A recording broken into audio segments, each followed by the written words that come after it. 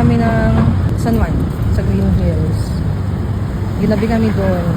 Kasi hindi ko alam na ngayon pa rin alis natin. So nauna pa ako, 10:30 yung call time namin dito sa Greenfield, pero wala pa sila. So it's rin ako. Ito yung OOTD natin. Waiting ako sa kanila. Check yung OOTD natin tonight.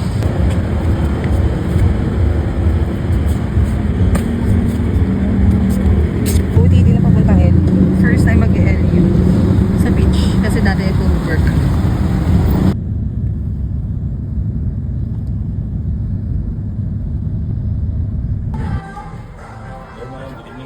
Issue po natin.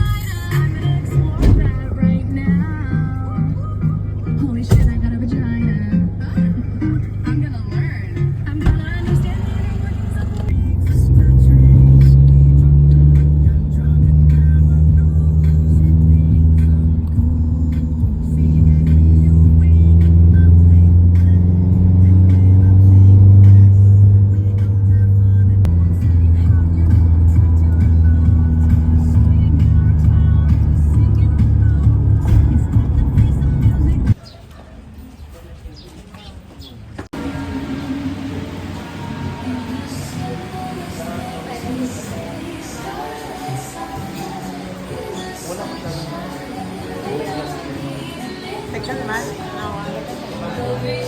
Safe naman talaga.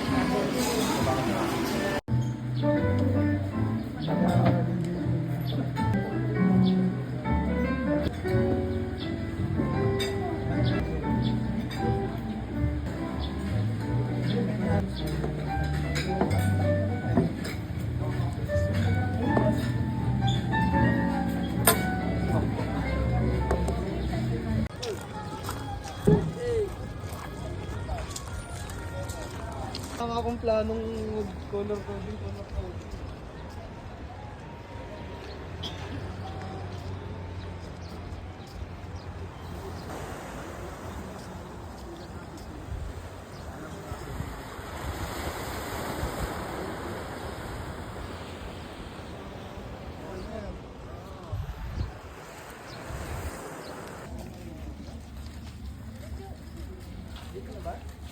Dito po muna, sir. Restaurant po. Sir, wait lang. Meron pa. Sir, po ko na lang.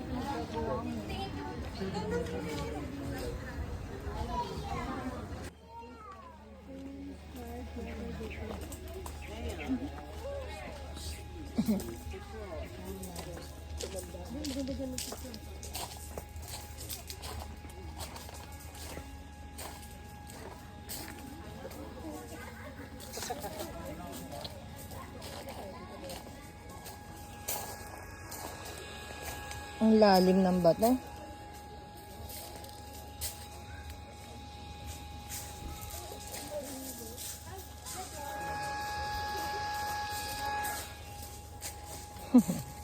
So cute. Talaga ito yung laking tripod ko. Andun lang.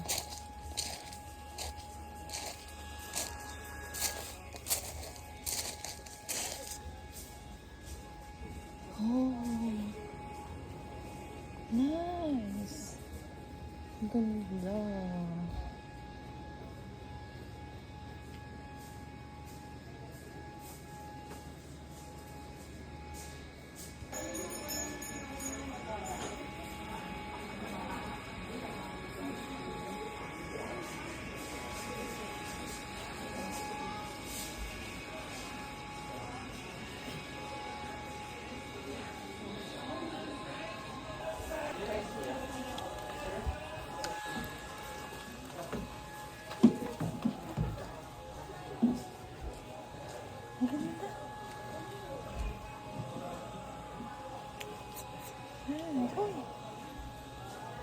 Look at the floor, guys. I don't know if it's bangka. Bangka nga ata. Ang ganda niya siya. Diba? Look at that.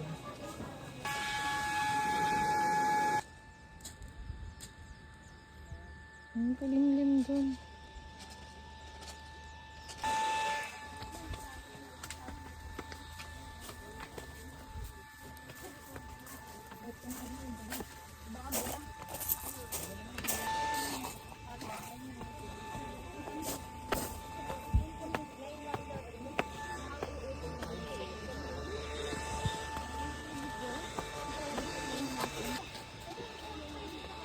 Ay, umaambon na mga vibes. Tara. Okay na ako sa pictures. Actually, hindi pa. Kasi umaambon na yun. Malulobat na rin tong phone ko.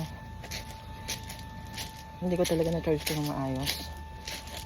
Ang ganda dito. Bahay na ba to?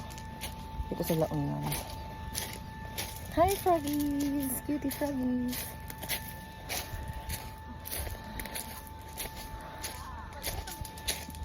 To head back now for good, for real. But before that, there's a statue. Welcome to bahay na ba to? Stress-free zone. Sana all stress-free. Okay. Lumalakas ng ulan. Baka dumami tayo. Tara na. Let's go! Is this a way? Not sure. The frog is doing the selfie. Eh, it's raining. Naulan na. May daan ba din? Oh, I don't know.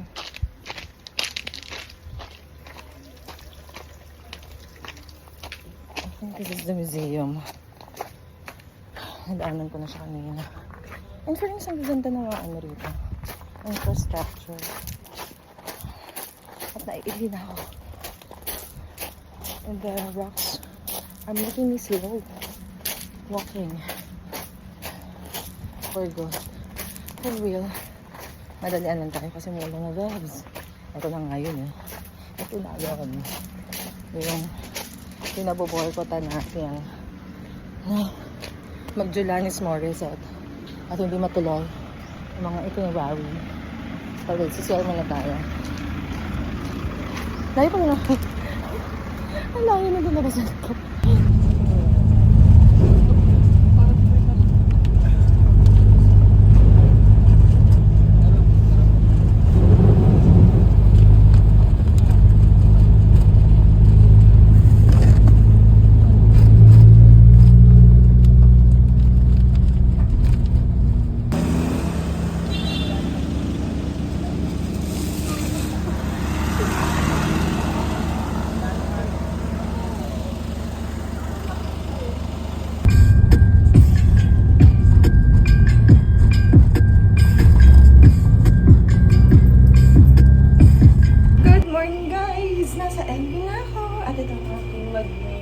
Tahanan for 3 days and 2 nights. Funny thing mamaya, yung backstory kung bakit napadpad ako dito. Pero tara, punta tayo sa labas muna. Papasok tayo dito. Liga.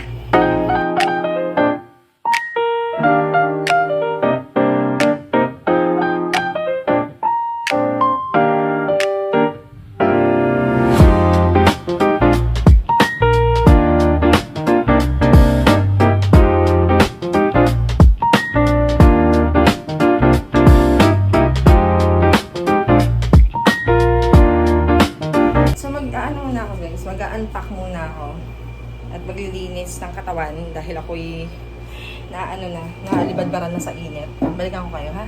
Bye-bye! Hello, sound check, sound check. So again, welcome to La Union! Shhh! Hindi ka pala nakababaeng ganito. Excited. Hindi guys, kasi nag-CR ako. Sinubad ko tong damit. Anyway, So, welcome sa aking mini house. For 3 days and 2 nights, ito yon. Solo lang ang e-evab nyo rito. At magliligpit tayo ng gamit dahil kailangan nating magkasikaso. Okay, samahan nyo ako. Let's, what do you call this, unpack with me. So, here are my vloggerist things. Nandito yung waterproof case ko, cellphone case, cords, adapters. Ito lang ang hindi ko alam. Parang nakalimutan ko yung adapter mismo ng charger ng iPhone ko. So, I don't know. Makakapag-charge ba tayo? And this one is the plancha. May portable plancha. Trusted na to since 2022. 2020. 2022. Of course, my ever-reliable microphone. Ito yan. Yung gamit ko ngayon. So, magtatanggal muna tayo ng gamit dito. Kasi, hanapin ko yung adapter ng iPhone ko. So, kung hindi ko nadala, hindi ko nadala. Alam nga namang umuwi pa ako ng Manila, di ba? Max! Mag-charge tayo ng mga bagay-bagay. So, kakwento ko sa inyo kung bakit galgalan ang pagpunta ko rito kahit matagal naman na ako nakapagpabook. Ganito kasi yan. Bilang isang tao na hindi palabasa sa GC, may ginawa kasi sa GC.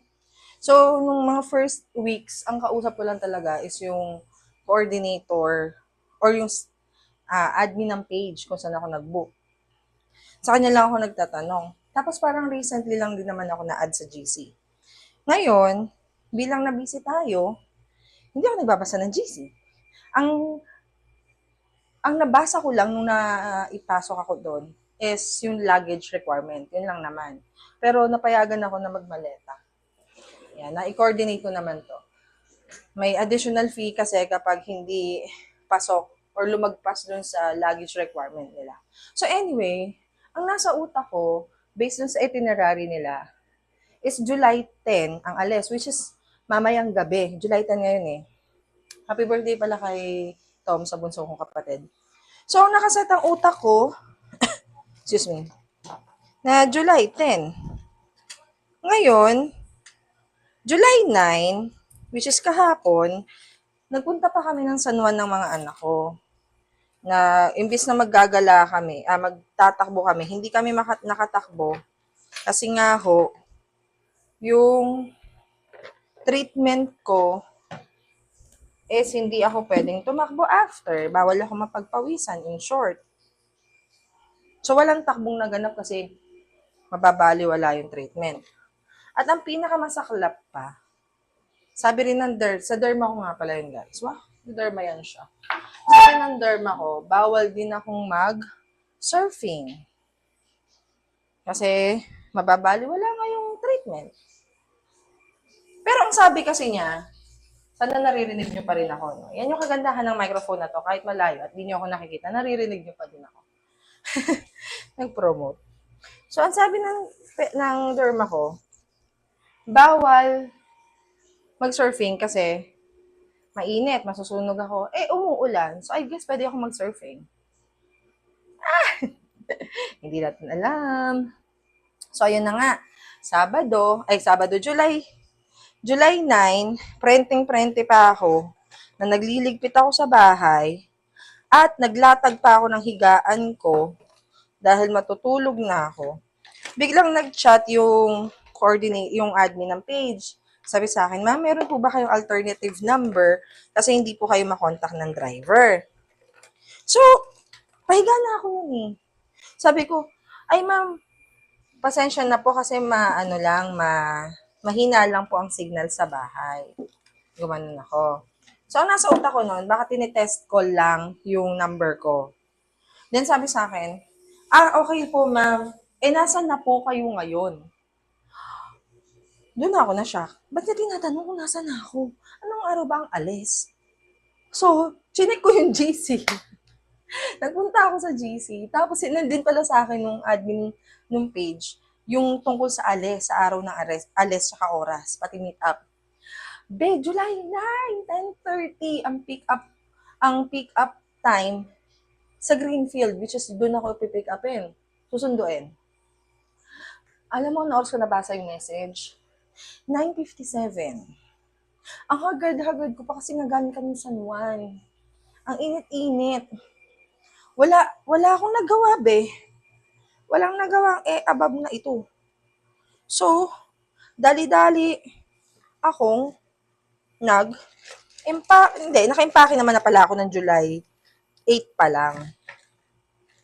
Wala akong nagawa, be. Nag-impake ako ng tawag na to.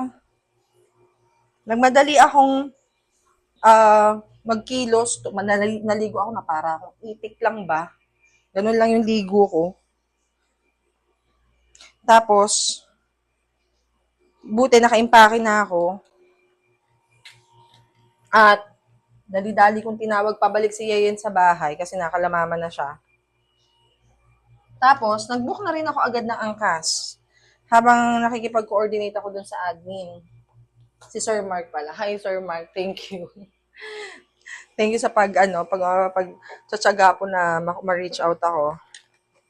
And then, so doon ako naging attentive or nag-pay attention sa GC. Doon ko na nalaman na may pipick upin pa sila sa Laguna. So, sabi ko, baka matagal pa to kasi Laguna pa. Kasi kapag sa Santa Rosa pa, to be specific. So, kapag ako kasi bumabiyahe papuntang Santa Rosa or umuwi from Santa Rosa, inaabot ako ng 2 hours sa biyahe. Biyahe pa lang. So, sabi ko, safe to. So, bumiyahe na rin ako umalis na rin ako. And then, dumating ako ng Greenfield using angkas ng 10:32. So, wala pa sila doon. Wala pa yung yung van mismo. So, okay, safe. Dumating ang van, past 11 na. Ay, thank God, hindi ako naiwan. Oo, tagal-tagal ni reserve, diba? Tapos may iwan ka lang. Ayun. Tapos freely, hindi ako naiwan, ang saya. Guys, inangat ko lang kasi ang kate. Ang kate-kate. Pahilom na kasi siya. Nagbaklasan siya. Oh. Ang ganda pa din. Ayun. So, may mga sinundo pa kami along the way. And, it was all fine. It was all good. Nakakatawa. Kasi may mga ibang tao akong kasama. Yun nga lang, as a person na solo joiner, wala akong kilala sa kanila. Wala talaga, Vels. As in. Pero kay Rebels lang, siguro makakausap ko naman sila in the near future. Alam mo yun? Makakasalamuha ko din sila. Ayun. And that is the story of it, guys. So, anong nangyari? Hindi ako, ang nasa utak, nag-iwan pa ako, to be honest, meron pa akong gagawin talaga sa work. Pero, due to this, andito na ako lang naman, di ba? Kanina lang ako nagsabi na absent ako. Although, alam naman ng mga tao doon na talagang birthday ko, tomorrow. So, I think they would understand if I'm absent tonight or today. Pero, I think they do understand it really. Automatically. So, ayun. Andito na ang Negra. Wala na tayong magagawa. Wala na tayong atrasan. At ire-ready ko ang mga gamits. Ayun. Yun yung backstory. Pero, ang kagandahan ay nakarating po ako ng safe. Diba? Kulang ako ng adapter. At, hindi ko nga nadala yung adapter ng iPhone ko. Ang galing! At hindi ako pwedeng umorder dahil mahal yon. Anchor. If alam niyo yung brand na Anchor. Yun siya. Maharlika. Anyway, ito na tayo sa maleta. Magde-deload tayo. Dahil ang dami kong damit na dala. Kailangan natin mag-deload. Hinabol ko pa to. Nilabhan ko pa to nung isang araw. And ito ay i-deload ko na. Chirin! So, meron na ako ditong labahan. Ito yung suot ko on the way here. Mula Pasig. Ito yung suot ko. Tsaka yung pants ko. Na maong. Ito yung 3/4. Pero baka suotin ko pa to ulit. Tapos, mga OOTDs. Here's. Yun ang hindi ko sure kung makakapag-ano kami. What do you call this? I think yung labahan ko, dun ko na lang sa isang eco bag ilagay. Para magkaroon ako ng romper dito. No? Dito na lang yung labahan ko. Kasi, sure yan, magkakaroon ako ng labahan kasi ilang araw nga rin naman ako rito. 3 days and 2 nights. So, ang goal natin ngayon ay makabili ng baby oil. Kasi isa pa yun sa naiwan ko. Wala akong baby oil para dito, which is badly needed ko yon for protection sa tattoo ko. At hindi yan mapasukan ng tubig para iwas infection tayo. Okay. So, bibili muna ako. I think carry ko na siyang yung maleta ko. Saan ko ba pwede itong ilagay? May nasa ilalim kasi. Ay, pwede natin iusog. Yan. Dito na lang sa ilalim. Aray! Gaga. Muntik na yung paa ko. Ayan, dyan na lang siya sa ilalim. Para madali na lang hugutin. Ngayon, so, anong gagawin? Bibili muna ako ng baby oil, mga vebs. Ha? Dahil kailangan ko ng baby oil talaga. Hindi ako nakakaligo nang wala yun. Papagalitan na ako ni Tito Gab. Sana naririnig niyo pa ako kahit nasa CR lang ako. Ayun, tara. Isama ko kayo. Bili tayo ng baby oil. Bagal mag-charge ng power bank ko. Super kofad ba? Chinelas na nabili ko. Nakikita niyo sa mga pictures ko. Siyempre, suot ko eh. Pero ngayon, chinelas muna siya, tanggalin ko lang yung tali. Para mas mabilis ko siya masuot. Tapos may isa pa akong dalang chinepin. Sandals. And ito, munti ko na tong itapon. Never kong na-realize na magagamit ko siya ngayon sa OOTD ko dito sa LU. O tara, samahan niyo muna ako. Bibili ako ng baby oil. At kung anek-anek pa. Let's go. Wala akong payong.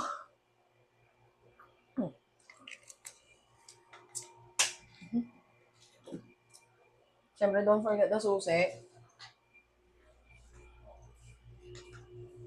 The wallet. Pambili. Ayan, patayin natin ang fan. Tara. Let's go. Ginats dahil madulas.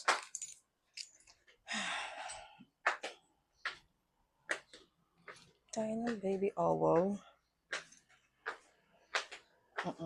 Tara. Inabot na naman tayo ng ulan. Pero nakabili na tayo ng baby oil at shampoo. Yun lang naman na kailangan ko ngayon. Kasi maliligo na ako.